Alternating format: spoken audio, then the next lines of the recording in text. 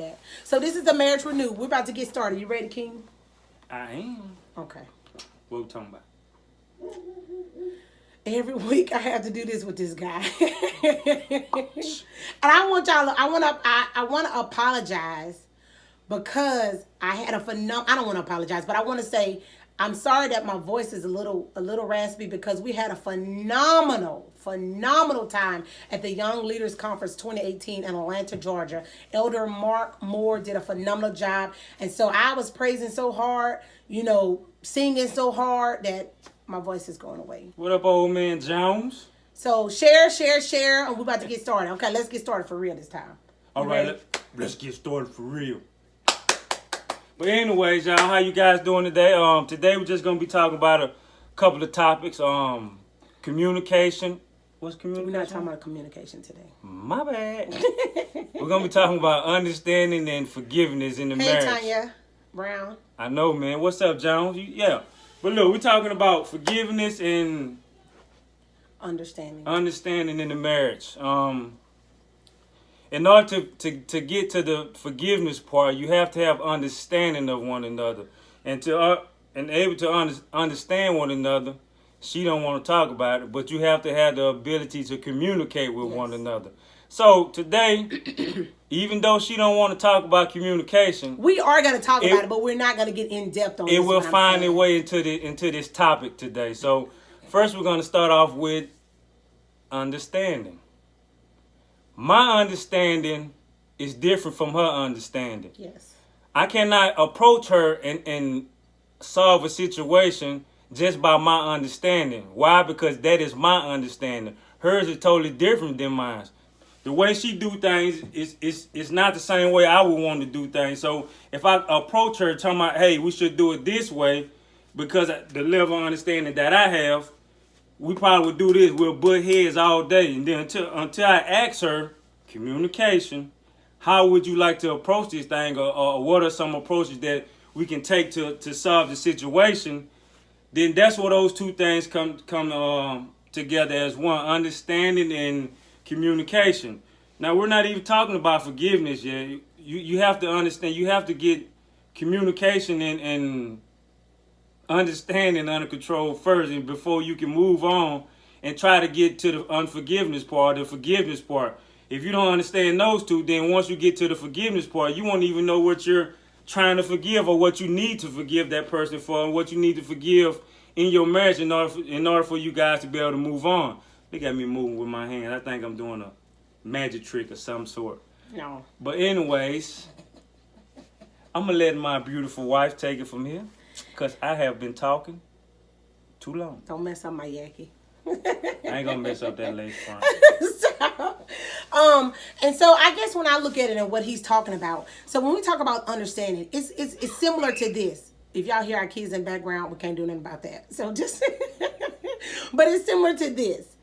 My husband has his own perspective. I have my own perspective. I can't see from his lens. He can't see from my lens. But we can come to a common ground and say, okay, well, this is how you view it. This is how I'll view it. But then you got to come in the in-between part. And so that's what he talked about. Hey, Pastor Sylvia, how are you today? That's what we're talking about, the understanding each other in order. And that is in the communication. That is in, your finances. That is in your careers. You have to know how to understand everything in a marriage. And it's not just, I can't say it's levels to this, but it is going to be a learning process. And throughout the process, you just got to know what makes your husband or you tick. For instance, when you come into a union and you're becoming one flesh, you got to understand, what's your husband's, okay, I'm going to talk about communication. What's your husband's communication style? What's his language? Are you speaking his language? Or what's mine? Is Ermunda speaking my language? So when we talk about understanding, we don't want to get too broad. That's why I was like, I don't know how far we want to go with this. But we do want to get to a point where you're understanding each other. What happened? I was thinking you was going to pick up. You look like you was invested into the conversation. Girl, go ahead. I'm listening. And so, say for instance, I'm going to give you a good scenario. With this scenario, hypothetically speaking, we get into a relationship. Both of us decide that we want to have children. That's one thing we need to know. And then we both decide if we want to have a job. Those are common things, and this is just common understanding things. This is so simple. I'm trying to make it simple because I can go so deep, but I'm trying to reel myself back in. If me and my husband don't have the understanding or don't have the knowledge and don't know whether we both want to work, we both want to, one want to be in the house, one to be outside the house, then we've already made some issues. And that was something simple, y'all. But I know marriage can go so many different ways. And because I'm trying to reel this in and not go too far in communication, I want you to understand. See, I'm using that word. I want you to kind of get what we're talking about. In a marriage, it's going to be some bending points, and it might be some close to breaking, but I promise you'll snap back. So that's all I have right now. What else you got? Really, it's because my throat hurts. But just to caveat what she said, guys. Hey, Jamal. Understanding is very important in a marriage, in a relationship, and anything you do. I think SWV said it well when they had the song, "All I need from you is a little understanding." What I need from you is... How can we communicate if you don't understand what I'm saying? You hear what I'm saying? Y'all understand what I'm saying? Let's just talk about communication. Anyway, but look, check it out. But how can you communicate if you really don't understand what's going on in your marriage? You can be walking around like a chicken with your head cut off and not understand what's going on with your significant other. And then when things get ready to hit the ceiling or hit the wall, you feel like you've been blindsided by something. While this whole time you was giving signs, you was giving all the indication that, hey, maybe you probably need to fix and work on this before it get out of hand. So that's where the understanding comes into play. Communication, it goes along with that. If you can't communicate with your spouse or your significant other or whoever you're in a relationship with, how can you guys work anything out? How can you build a foundation or build a rapport with one another if you cannot communicate with one another? Communication is very important in the marriage, in the relationship, in the business, however you want to look at it. It takes two to communicate. It takes a sender and it takes a receiver. And in order for that thing to get in order for you guys to man, lost my train of thought. Our dog barking. He looking outside. And you're right, Leslie. It's like me talking Spanish and you speaking Italian. It's not gonna work. And the truth of the matter is, you cannot be in a, and let's go here, Dan, because my husband, he trying to give me a little understanding on today. Let's go here. There's no way you can be in a relationship and not effectively communicate. There's no way that you can have any healthy relationship, whether that be in your career at the job, whether that's in college, whether that's at church, whatever you're doing. There's no way I can go to the gas station and go in, give the woman my card, and just say, and just pass her my debit card. She's gonna be like, what you want me to do with that? So effective communication is vital in a marriage. And I can tell you some of the top 3 things of divorces in a marriage.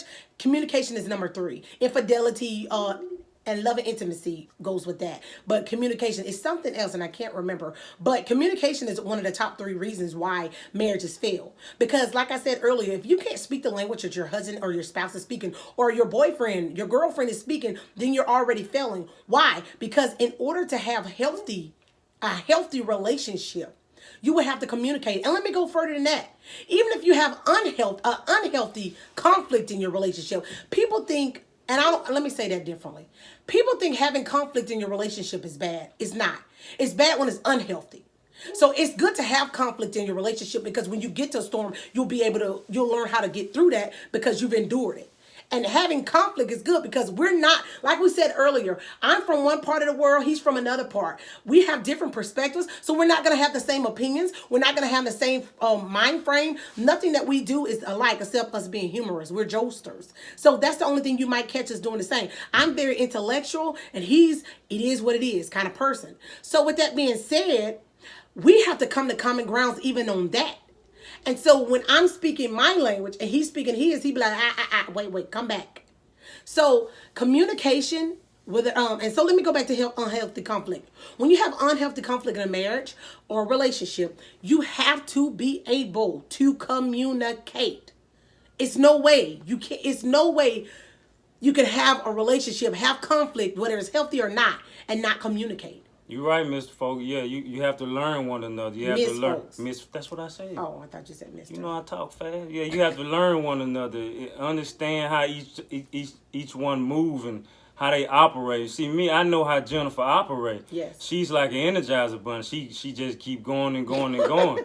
And me, I'm just like a wall. I'm just posted Laid up. back. I'm just waiting for something to get posted up on the wall. So she understand how I operate. She know I'm not finna just jump out there and go head first into something without seeing everything through. But her, she likes to get out there and then react to it as she's going along. I understand that because I understand how she operates and she understands how I operate. So we work well with one another when it comes to that aspect of in our marriage. She know that I'm not finna go forward and do something that I haven't already thought through or brought the process before myself and walk through it in every aspect of it. But she on the other hand, or her on the other hand, however you guys want to say it, you know, I'm from Alabama, don't judge me.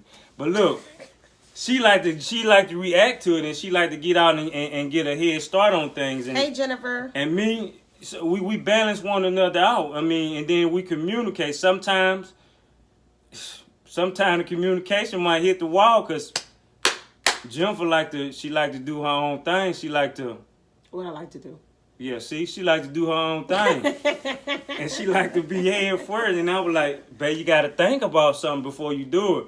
And sometimes I'm impulsive at times is what he's saying. Sometimes we'll bump heads and but we'll settle down and calm each other down and then we'll talk about that situation or that event that we just encountered, and we have to come to some level of understanding on how to deal with it as a couple or as one by communicating. Oh man. And let's just go here. Even though I can be very impulsive and he's very laid back and he'll say stuff like it is what it is, whatever happened, you have to understand that even with us arguing or even us having conflict, I love conflict resolution. And I love that I went to school for counseling because I learned a lot of conflict resolution styles. But I can't bring that in my marriage at times because my husband be like, I don't want the counselor. I want my wife. So I have to be very careful with that. Some of y'all intellectual people on here also have to be very careful with that because you'll find yourself, speaking another language that he can't understand or she can't understand.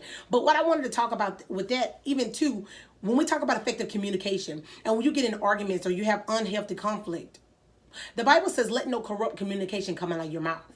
You have to be very careful what you say to your spouse and how you say it. There's no way for me. Because some people now, back in the day when we've been together 11 and a half years, we've been married 9. Back in the day when we used to argue, and I used to cuss people out. I used to say the most hurtful things because of my intellect. I knew big words. I used to say the nicest things, but in a hurtful manner, just to break him down. But it wasn't right. Because we know that as we open our mouth, the power of life and death is our tongue. So if I'm saying these things to my husband and I'm tearing them down and I'm using, not effective communication, then guess what? I'm planting seeds of discord. And so we have to be very careful, not gotta be, but we have to be very careful of the things we say. And that's why when we talk about understanding your spouse, you really have to know your spouse. You can't get through the first couple years without learning your spouse. And I tell people all the time, just like you want to study counseling, just like you want to study becoming an engineer, just like you want to study becoming a lawyer, you have to study and learn your spouse. You have to research about your spouse. You have to know their tics. You have to know what they like, what they dislike. You have to know everything about them. It's nothing on this man's body or nothing that he says or does that surprises me. Nothing. Why? Because I know my husband. And so when he does things, I'll be like, I expected that. But am I lying? No. So as I study in whatever profession I'm in, as I study to become great in that field, I'm also studying in my marriage. Because again, marriage is my first ministry. Nothing comes before my husband. Nothing comes before my marriage. Nothing comes before my family. Because I can't go in the streets and say that I want to be a counselor or a therapist and do great at that, but then come home and I'm just faking it till I make it. And I've said this plenty of times. A lot of people know me. You've heard me say it. No way you could be in ministry at church doing this, doing that, and then come home and you yelling and cussing your kids out. You yelling and cussing your husband out. That's not biblical. And that's not God. That is not God. So that was a little tangent. Sorry. but it was needed because we got to get out of this where we think we're so holier than thou that we don't have issues in our marriage, we don't have storms in our marriage and in our relationships, that when we get to church we're one person. And I call it double-mindedness. I talk about that in the book that we just about to put out, Love, Hate, and War, Cycles of a Marriage. I talk about a double-minded man is unstable in all his ways. It says in scripture, right? Something like that. A double-minded. It's something like that. I can't think of the same word. But it's just saying, like, you're one person and then you're another person. So let's go to church and I'm Pastor so-and-so and I'm preaching and I'm teaching and I'm doing this and I'm telling the deacons to do that and I'm telling the choir to do this. Then I come home and I can't even run my own household. That's not good, y'all. Where you at? I was somewhere else. Okay, let's get back to understanding and communication. I'm sorry. That must have been needed for somebody. So Bring it back, girl. I Bring know. it back. I don't want to make your lace front up, but bring it back now. Bring it back. Portia says, I definitely find myself speaking another language due to my experience of counseling younger folks. And you know what? I'm glad you thank you, Portia. I'm glad. And listen, ask questions, because now I want you guys to ask questions. I'm glad you brought that up, because even with being in the church, we have to learn to speak the language of the people. Even being in a counseling center, we have to learn to speak the language of the people that we're talking to, the people that we're counseling, the people that we're working with. Why? An example of that, I have 6 children. I don't speak the same language to all 6 of my children. Why? Because they're all different. I just with understanding my husband in the marriage, I have to understand my children, their no's, their do's, their don'ts, all of those things. So that's very important that you pull yourself in, Portia, and you say, wait a minute, this is my husband, or I don't know if you have a husband, spouse, whatever, and you say, no, this is not right. Let me come back. That was work. And you also got to learn how to cut work off. I tell people that all the time. You got to learn how to cut work off when you come into your house. Maybe after getting off of work, and this just a marriage 101. When you get off of work, take 15, 20 minutes, maybe the ride is 30 minutes. I don't know. Whatever your ride is, take about 5-10 minutes. Meditate on something that will help you to diffuse from work, to get that out of your head. I'm not saying you're not going to pick it back up tomorrow, but be able to say, okay, right now, I need to calm down, let all that thing go right now, because I'm about to go home to my husband and my children. Or maybe I'm just about to go home to my wife. And I need to not be able to take what I dealt with at work out on my spouse. I don't know why the Holy Spirit is taking me to this, but I trust him. And I know if he's moving us somewhere, somebody needs to hear it. Somebody needs to hear that you can't come home talking to your spouse differently just because you was beat up at work all day. That's not God. And we have to get to a place where we're like, you know what, God? Let me meditate on your word. Let me put some scriptures on. Everybody got the Bible apps. You could go ahead and push Luke 10 and 22 and push play, and you can listen to some scriptures. You can listen to some music. The point is, you can do something before you get in your house. And then, I don't know, I never know what the Holy Spirit about to make come out of my mouth. But that was definitely needed for somebody, because I'm hearing it. And I hear so much more with the communication. Another thing that, you're right, Pastor Sylvia, 5 love languages. I love it. Matter of fact, it's on my other bookshelf over here. 5 love languages by Gary Chapman. He also has 5 love languages for singles and 5 love languages for your teenagers. Get the books. My people perish for lack of knowledge. How can you be in a marriage, want to learn how to get through the first 5 years, which are hard, but you don't go and research? You don't know how to be better in your marriage. Marriage is very important to God. Marriage is very important to God. And what's important to God is important to me. So pull us back in, King. No, you let the Holy Spirit flow now. I ain't about to stop him now. It's something else that I heard in the spirit, and I'm going to go ahead and flow this way, because I never know what I want to say. I definitely heard that some people put their jobs and stuff, and it's this other people. We've been dealing with this a lot lately. People are putting their jobs before their spouse. And even with talking about the big word understanding, that's wrong. But some people are also putting their job before God. Oh. And then once you do that, then now you got to ask yourself, who hey, are you? Miko. Who are you truly working? Who are you truly living for? Are you living for that job, or are you living for God? I mean, I don't want to get off topic, but sometimes you see people doing that, and then once you begin to take on that whole different role, now Now you don't lost yourself. Now you don't have time to even reverence God as you once used to do. I know when I first started working this new job I'm working at, I know we're all off topic, but I started working this new job I'm working at. I had to find a balance in me working and me finding time to spend with the Lord. So you know what I do? At my desk, I read my Bible, and when I come home, I find the time to go in there and read and study the Word, because I know I have to come home and I have to be a family man at that point. I'm no longer in work mode, like she was saying. If you try to bring your work home, how do you know if you're switching it off? But me, if you really know me like my wife do, the same way I'm at home, it's the same way I'm at work. I give people just how you see me now is how you see me at work. It's no different. I don't.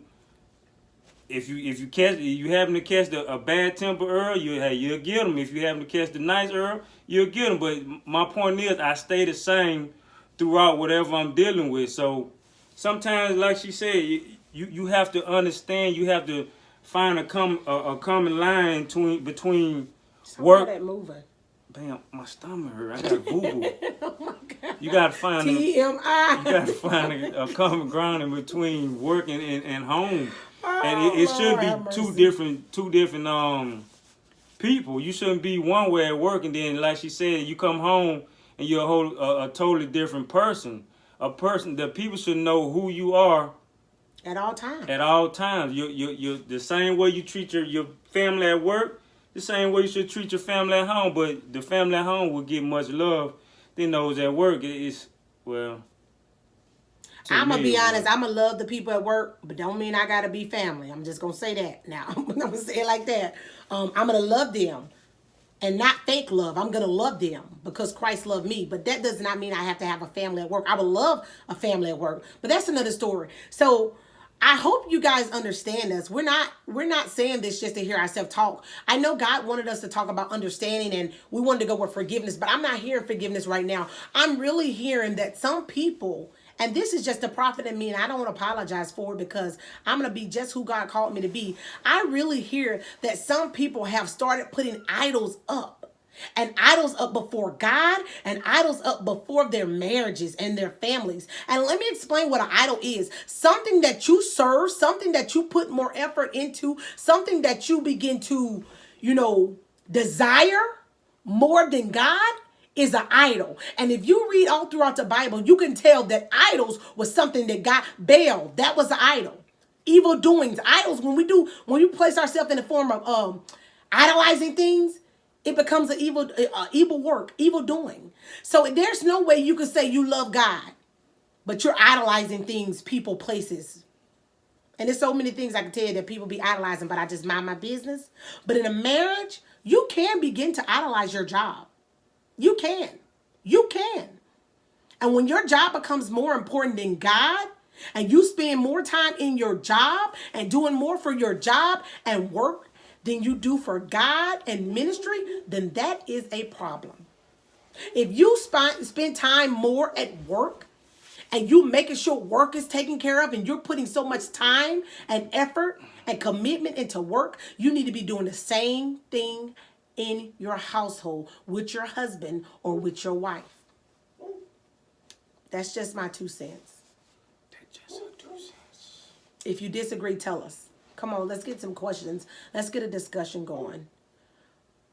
If y'all have any.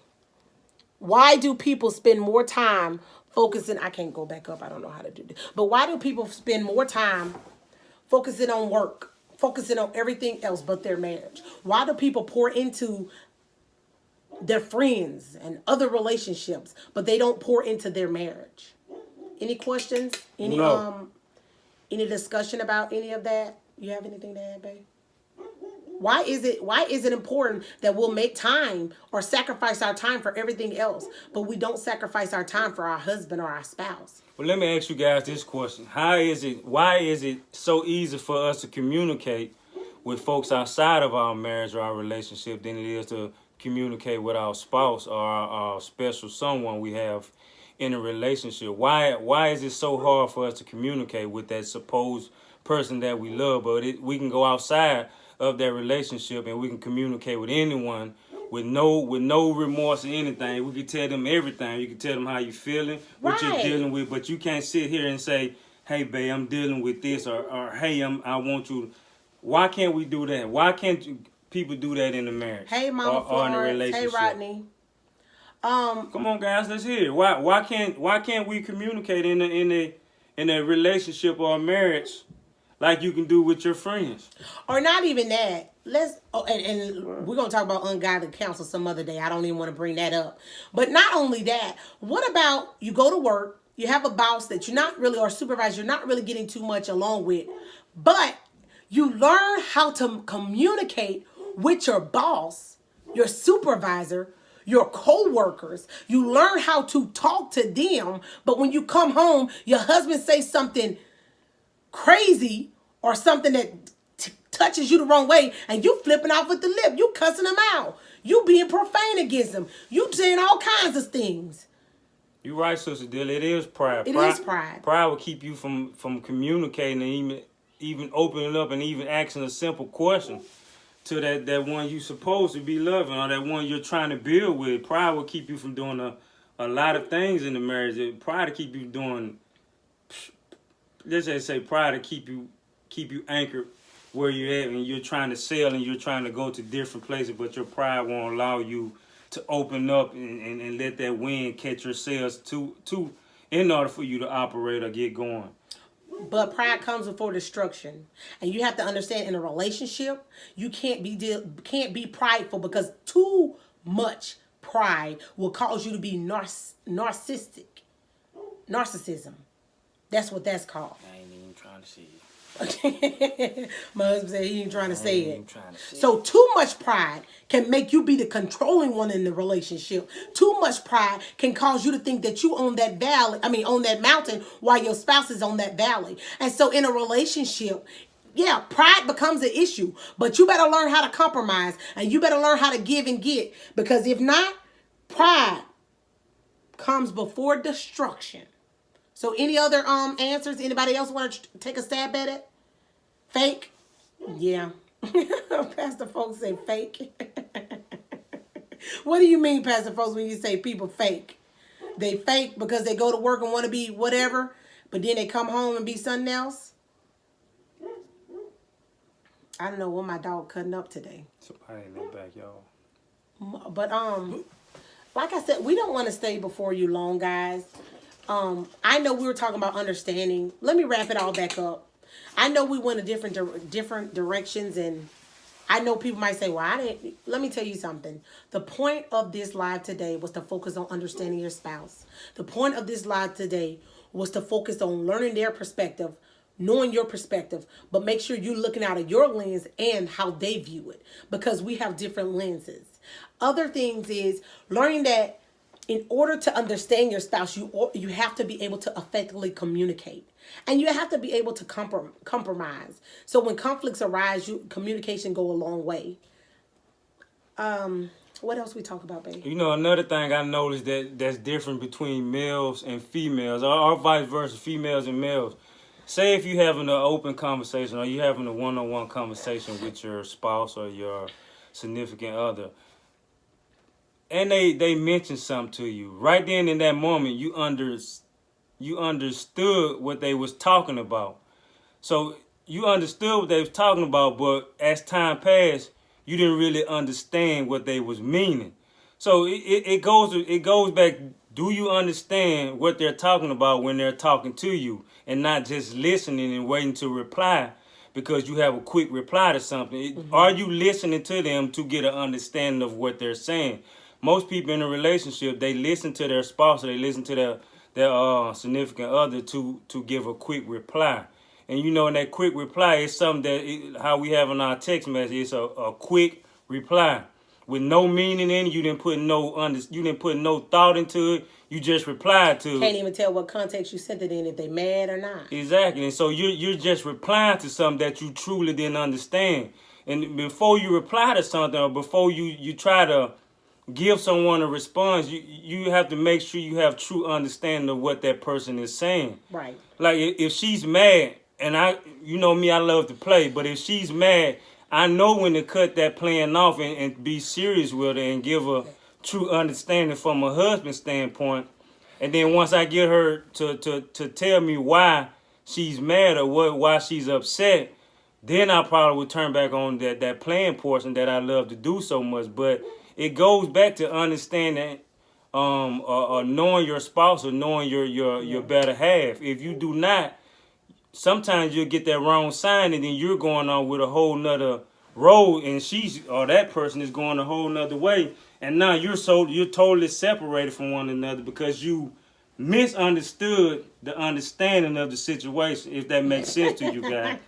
And I'm gonna give y'all an example. I'm gonna give y'all a perfect example because some of y'all that know me, especially like Minister Leslie, I don't know who else is on here.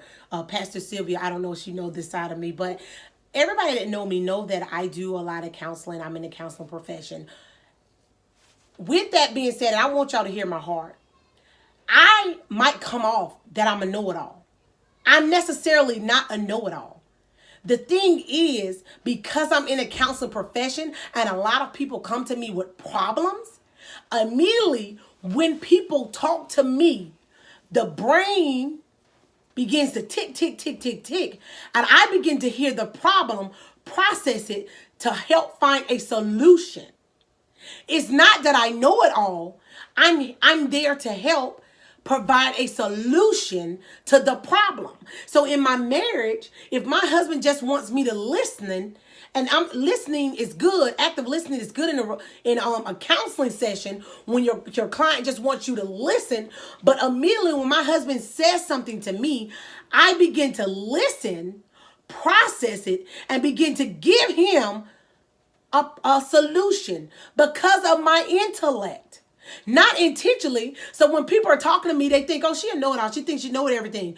No. Another thing that happens when people are talking to me is not only that processing on the physical side and the knowledge that I have learned. The other thing is the supernatural side of me, the ministering gifts that God has given me. So along with me hearing the physical aspect of it, I also hear the prophetic voice. I hear God speaking for you.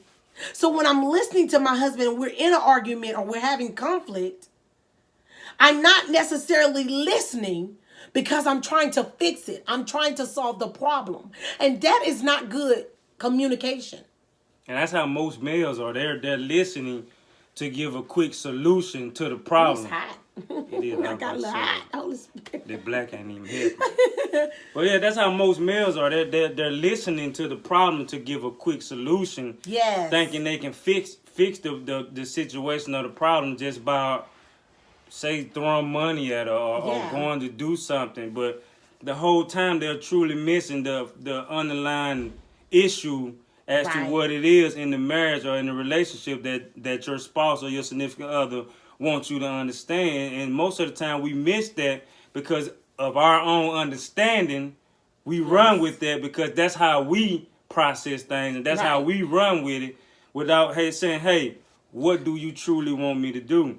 I got money, I can fix this problem if you want me to, but that's not the case. That's not money can't fix everything. Or I can go get this and I can do this real quick to patch up that hole, but the whole time you're missing the true problem or you're missing the true missing what you're saying. You're really missing what your spouse is saying. And also what you do, and I know my husband might not say he don't have that emotional side. I was missing important things that my husband was speaking to me because of my intellect. I was missing important things of what my husband was saying because I'm too educated. And I'm not going to apologize for it. But with that, I had to learn him.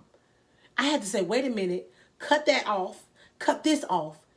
What are you saying, babe? Hold up, y'all. Hold up. She trying to say I'm dumb, y'all. No, I ain't nobody trying but anyways, she ain't stop that. She ain't trying. But look, I know when to cut it off. I know when to cut it on. I mean, I'm an educated person. Yes, my husband is almost done with his bachelor's degree. Woo in information technology. I had to throw that out there. But look, I like to keep it real with people. I like to give you my country language, my country accent. That's why he got on this hat. And then you can just take it and dissect that whichever way you want to. But I'm gonna give you me. How you see me. I don't like to be fake when I'm talking to people. Even when I'm preaching or I'm speaking or I'm teaching to someone, what you see up there is what is how I am daily. If you can't understand my words, pick up a dictionary. It ain't that hard, shit.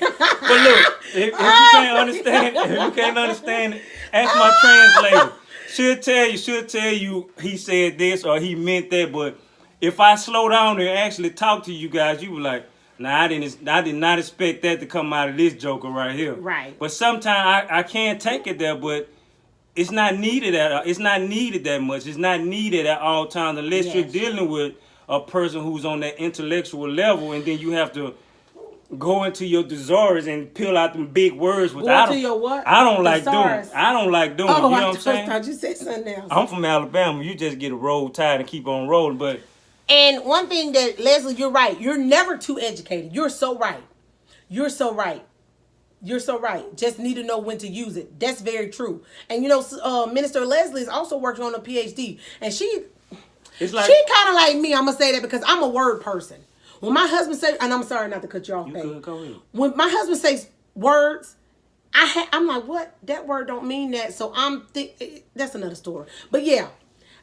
It's Yes. like when Paul went to the people and he was giving the good word or he was giving the good news. Paul knew that someone wouldn't understand his high level education. So what he did, he came down to their level so they can understand him, so he can be able to communicate with them on their level, so they can get understanding of what it was he was trying to convey to them. Yeah. Most people don't understand that some of them be so high and mighty that they'll keep on using those intellectual words or those big words to make themselves seem important, but at the end of the day, that person you was talking to probably didn't even understand the thing that you said because you're so high and mighty, or you so, I don't know. I don't even You know what we call it down here in Alabama? I'm not gonna say it anyways. what you about to say? I ain't gonna say it. So But look, y'all, we're not gonna be on here too long. I still gotta get me a good workout in for tonight. and I gotta do a lot of homework. Yes. Be yourself. Yes. And that's what you were saying when you was talking about fake. You know, some people just like to be fake. That's all right. But sometimes you got to just be you. In a relationship, you have to be you. In a marriage, you have to be you. And then Minister Leslie said, know your audience. I'm telling you, if you go somewhere and you speak to 12-year-olds nowadays and you go talking to them like you would talk to a 25-year-old, you missed it. Because 12-year-olds do not speak the same language that a 25-year-old speak. And if you don't know how to speak the language of the person that you're witnessing to, or the person that you're talking to or communicating to or with, you are already in trouble. Pastor Eugene said, what you call him in Alabama? I ain't about to say it, Pastor. Because he know it wasn't right. So, before we get off, are there any questions? I know we went like on I don't know what we went on today. We went on a scavenger hunt today. I don't know what that was. But I feel like this is not only going to help you in your marriage, but it's going to help you in other relationships, work, friendships, what other places? Walmart. Just anything. Yeah, I mean, if you can understand how to communicate in your marriage, you'll understand how to communicate outside of your marriage. I mean, Right. Communication is an important avenue. It's an important skill. In today's society. If you can't communicate with one another, you can't get anything done.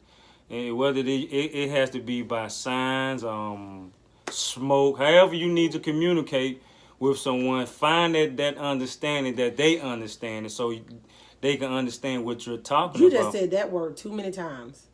Find that understanding, what they understand, so they can understand what you're talking about. That was too many y'all times. understand what I just said, right? That was too many times. No, Kimberly. No, you better go back and listen to it, Kimberly. Hey, make sure if you're just coming on, like our page, the Center of Empowerment LLC, a Marriage Renewed page. Share. And let's get the word out about marriages. I think marriages is so important. I love being married to this man, this king. I love being married to him. I was away from him for so long, 4 days, and I promise you, I was all up in my little feelings.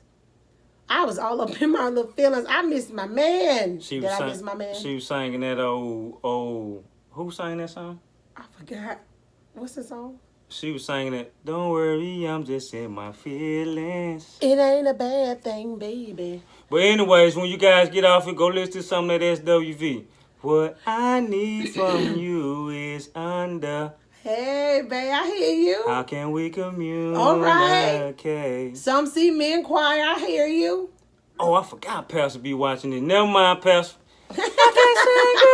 So look, let me give a recap. But yeah, Kevin Kevin Gates. That's who it is. That's who it is. Allen, no, we don't be knowing none of them names. Don't worry, I'm just in my feelings. Yeah. My voice is gone. But look, all jokes aside, today we talked about a lot of stuff, and I just went with the Holy Spirit, to be honest.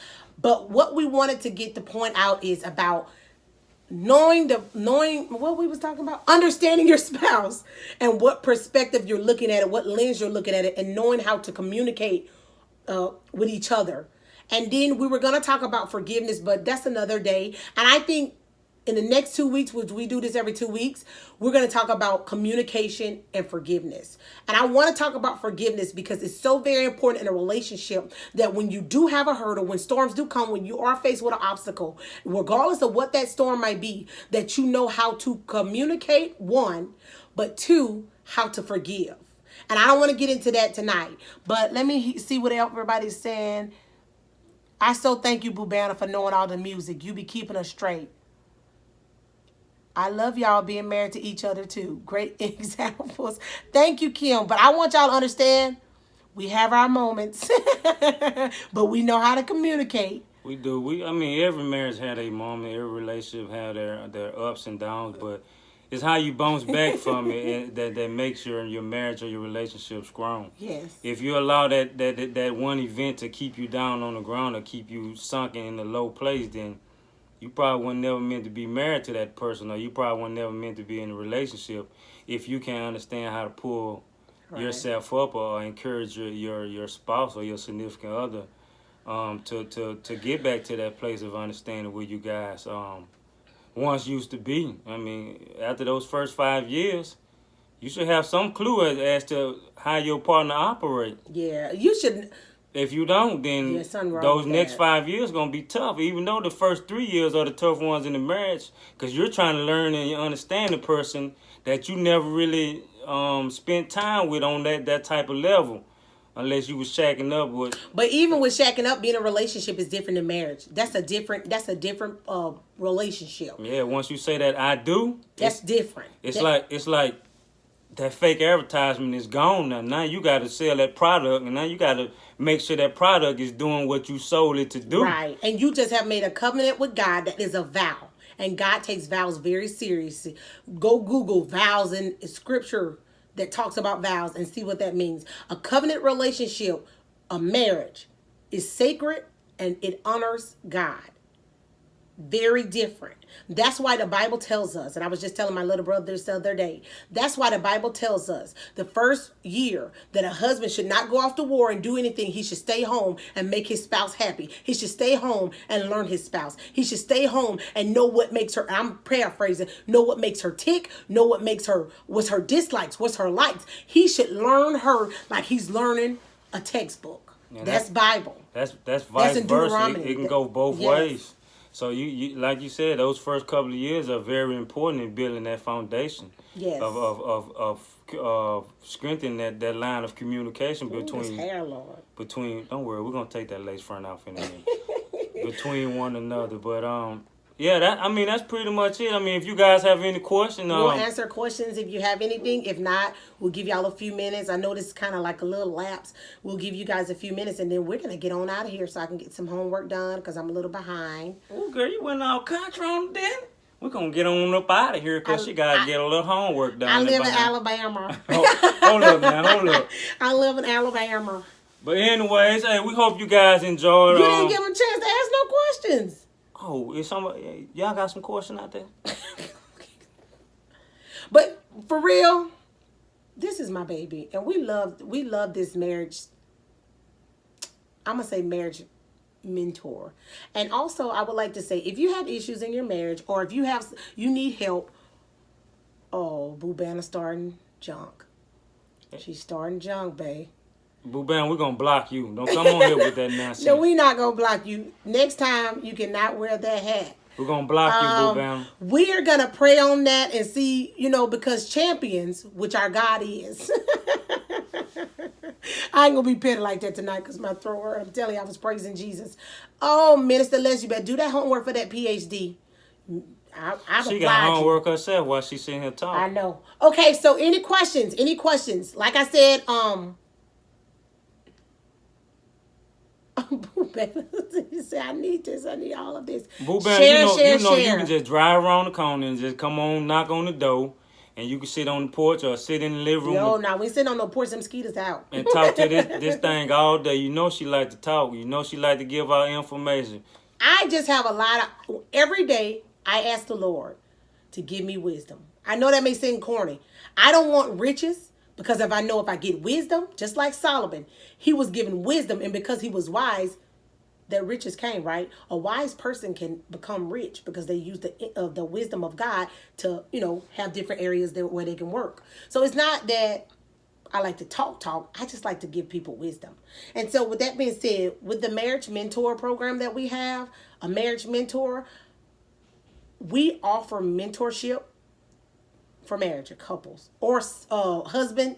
He would do the mentorship for the husband. I do it for the wife. If you're interested in, not just because you have problems, don't mean just because you have problems in a marriage you need mentorship. That's not necessarily true. Yeah, sometimes you can just reach out and we could bond that covenant between one another, just to have a back. Now I won't say back. Collaborating with each other. We can have someone to talk to on our own because we go through things as well. I mean, just because we're on here talking to you guys doesn't mean we don't need someone to talk to ourselves. But it goes both ways. I mean, however if you guys feel like you want to reach out and connect, hey, she's always online, but catch me. I would say this: if you want to connect, we offer marriage mentorship for $25 an hour on the phone, through Skype, through Zoom.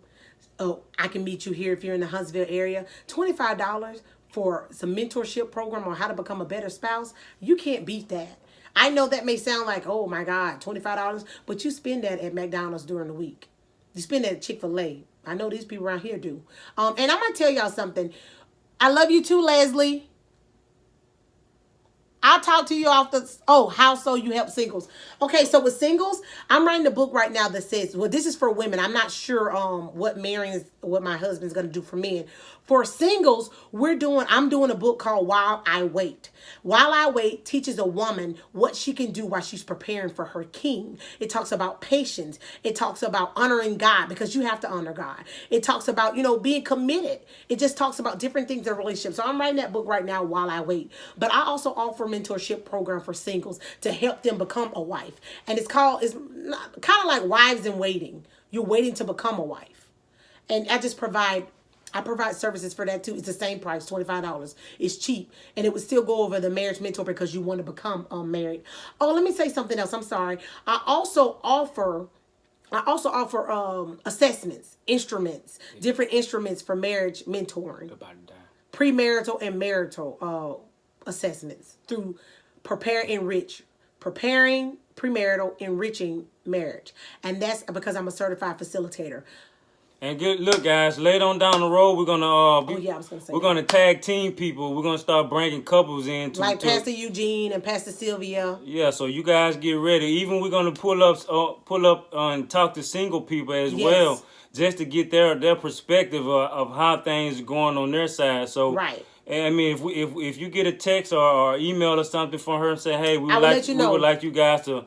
Or we would like you to participate in this week WitchCon. Hey, just let us know if you would like to do it or not. And like I said, that's something we'll be doing here in the near future just to get an understanding from a different point of view from different people. 'Cause, I mean, you guys can hear us talk all day, but we like to hear what you guys have to say. Yes. And you also provide information, and you give good nuggets out to those who are listening who want to understand what you're dealing with as well. Because I learned a long time ago, sometimes your pain is a blessing to someone else, or your misunderstanding is a blessing to someone else because they need to know what you've been through or what you're going through. So look out for that in the near future. We'll be pulling couples in. We'll be tagging people. And we have some couples lined up. We'll be doing that.